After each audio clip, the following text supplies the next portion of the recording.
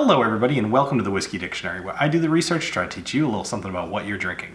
Tonight we're going to go back to one of my favorite up-and-coming craft distilleries, New Riff, and talk about their Kentucky Straight Rye Whiskey. So let's get into it.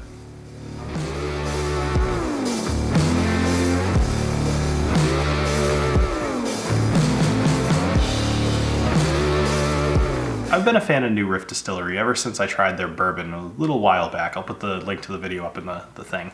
But I've been a fan of them, and specifically because of their transparency. Everything about this whiskey is on either their website or even on the bottle. So if you look, there's bottled in bond, there's without chill filtration. Both of those are just engraved on the bottle. And speaking of the bottle, just as a slight aside, I love this bottle. I just think it's so cool. It's black up at the top and just totally opaque. And then as it goes down, it starts to fade a little bit. It's like a big gradient down to clear. So the good news is if you're an optimist like myself, you can look at this and you say, oh no, as long as it's above half, this thing's full. You know, I don't need to buy any more. I've got plenty left. So I like that about this. I just think it's a very cool looking bottle. It's something I would definitely pick up looking at the shelf. So when we talk about their rye whiskey though, let's talk about the mash bill. Now, because of transparency, we know exactly what the mash bill is. It's 95% rye and it's 5% malted rye. Now, when we think 95% rye, at least most of you are probably thinking MGP. And it is not MGP, thankfully. It's just, they took the ideas that MGP had, they did their new riff on it, and did something slightly different. But they didn't get there alone. They did go talk to Larry Ebersold, and they kind of learned how to make this 95% rye whiskey from him because he figured out how to make it effectively, efficiently, and in volume. And so why not learn from somebody who's done all the hard work for you? Stand on the shoulders of giants, right? So they figured out how to do this. They've set up all their equipment to run through rye because rye is notoriously a very messy grain to work with. It kind of just gets all in the mechanics of what's going on there. And it takes a long time to clean. So they figured it out and they made this. Now that 5% malted rye as opposed to MGP's 5% malted barley is where they made their difference. And let's go into the nosing and the tasting and kind of see how that affects it. So just as a side note, for any of you that have the Whiskey Dictionary, Glencairns, if any of you have done the line that says for science, I would love to know what you had in there and what on earth drove you to do that.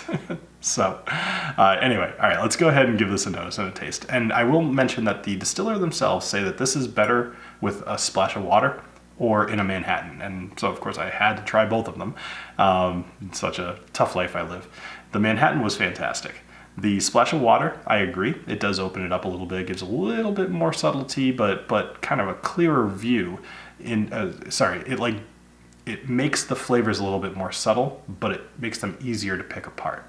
So the notes that I'm about to give you, they're things that I've kind of come to both with or without water, but if you're tasting along with me, I think the notes will help. All right, so let's go ahead and nose this.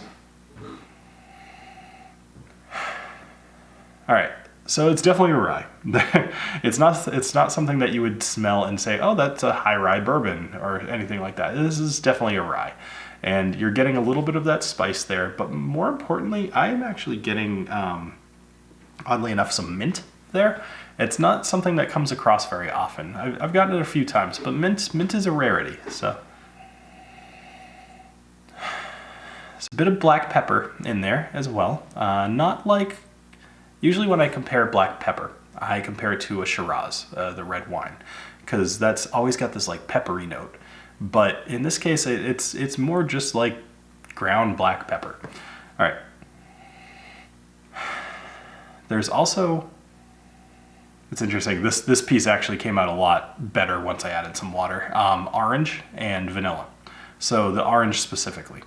All right, let's go ahead and give this a taste. Cheers, guys.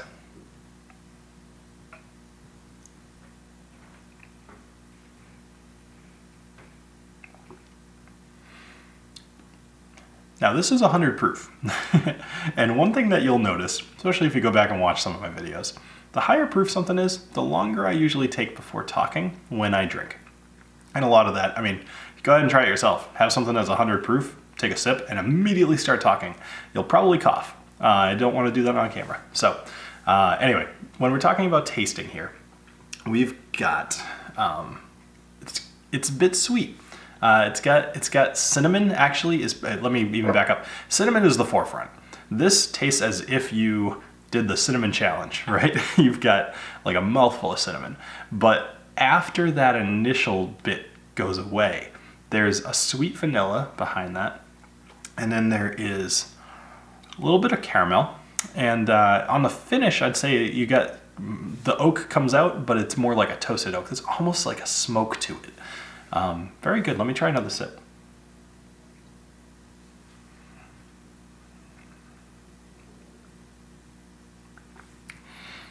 The malted rye for 5% actually comes across pretty bold, especially if you swish it around your mouth. You get that little bit of malt. Kind of impressive that 5% could do that. So let's talk overall. I feel like this drink's like older than 4 years, but not considerably. Maybe like 6, you know, which when you're talking either bourbons or ryes, 6 years is a lot. So this has a lot of maturity for its age.